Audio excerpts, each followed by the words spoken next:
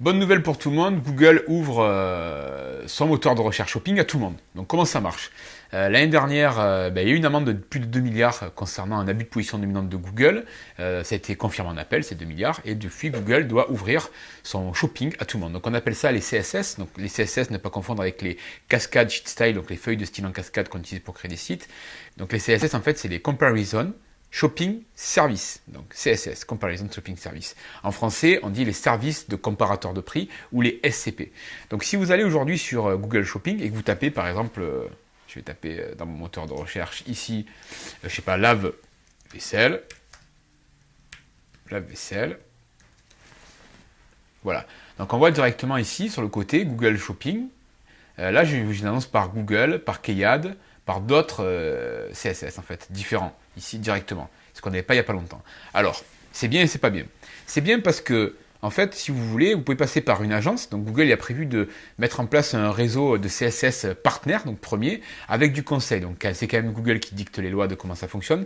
Et l'avantage, c'est que vous pouvez avoir des remises aujourd'hui, clairement, sur le coût par clic concernant votre annonce. Donc ça, c'est super intéressant. Alors attention, il y a beaucoup d'offres sur Internet de gens qui vous promettent monts et merveilles sur des remises particulières. Alors c'est la folie.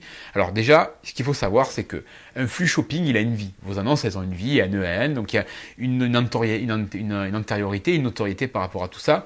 Et un changement technique de flux peut amener à une perte. On a, nous, connu des gens qui ont changé leur flux, ne serait-ce que changer leur code EAN, ou, alors non, on ne devrait pas le faire, hein, ou changer leur SKU, qu'il ne faudrait pas faire aussi. Et du coup, on se retrouve avec un flux qui est moins pertinent et des annonces qui marchent moins bien. Il n'y a pas de vraie raison sur pourquoi ça marche mieux ou d'autres. On a cherché, on a creusé et on s'est rendu compte qu'il n'y a pas de bonnes règles ou il n'y a pas de vraies règles qui s'appliquent. Donc vraiment, quand vous avez un flux historique depuis des années, ça vaut peut-être le coup de tester avec un CSS sur certains produits pour voir si y a des résultats et surtout qu'il n'y ait pas de perte. Aujourd'hui, les remises annoncées, en fait, Google facture un coût par clic finalement à cette régie ou ce CSS. Et en fait, il y a des remises, donc ça vous permet de mieux vous positionner et d'avoir à peu près 20% de remise sur le coût. Mais cette remise fonctionne à condition que on utilise maintenant. Ça veut dire que plus il va y avoir de gens qui vont les utiliser, moins les marges, les remises peuvent être importantes. Donc il faut vraiment considérer que c'est peut-être une opportunité à saisir dès maintenant. Alors comment ça marche techniquement? Alors là on voit sur mon écran par exemple, je suis sur la page qui explique un petit peu comment ça fonctionne, et là on avait le marchand, donc le marchand qui vend ses produits, et là on va voir le Google Shopping, donc c'est le flux actuel, j'ai mon Google Merchant Center dans lequel je mets mes annonces, j'envoie un flux, et boum j'apparais. Et là on voit que je peux passer par plusieurs CSS, donc Comparison Shopping Service, ou des SCP en français, service de comparaison de prix, service de comparateur de prix, pardon, donc on a plusieurs terminologies, voilà. Donc là on peut passer par le A ou par le B.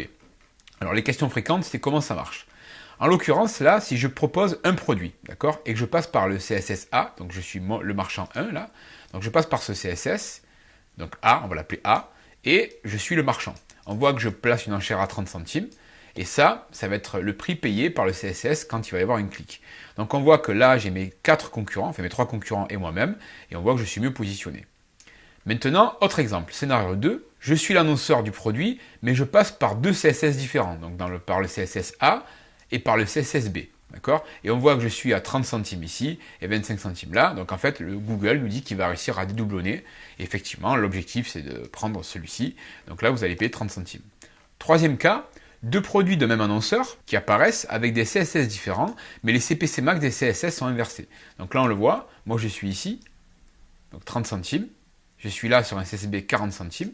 Et là, il y a mes 2 concurrents. Donc en l'occurrence, on voit que c'est le CSSB qui va remporter l'enchère et qui va payer 20 centimes. Alors l'intérêt pour Google, c'est clairement d'éviter ces sanctions. Donc grosso modo, aujourd'hui, il propose des rabais simplement au CSS pour utiliser le Google Shopping et pour ne pas avoir le monopole de son moteur de recherche shopping. Alors clairement, au niveau des enchères, c'est un coup de pouce pour vous. Mais ce coup de pouce, finalement, il est que temporaire parce que le but de Google, c'est de forcer les gens à utiliser justement les autres CSS pour justement ne plus avoir cette position dominante, mais après, quand ça va être utilisé par tout le monde, le marché va se stabiliser. Donc je pense qu'il faut plus considérer cela aujourd'hui comme une opportunité réelle tout de suite. Alors attention sur Internet, il y en a qui vous promettent monts et merveilles, je l'ai déjà dit.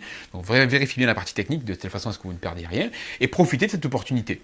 Voilà, j'espère que cette vidéo vous a plu. N'hésitez pas à vous abonner à la chaîne si ce n'est pas déjà fait, à poser vos questions, ça nous fera plaisir de vous répondre. Et si un jour vous passez par Aix-en-Provence, ou pour Paris, ou au Canada, n'hésitez pas à nous contacter, on fera un plaisir de vous recevoir et d'échanger avec vous.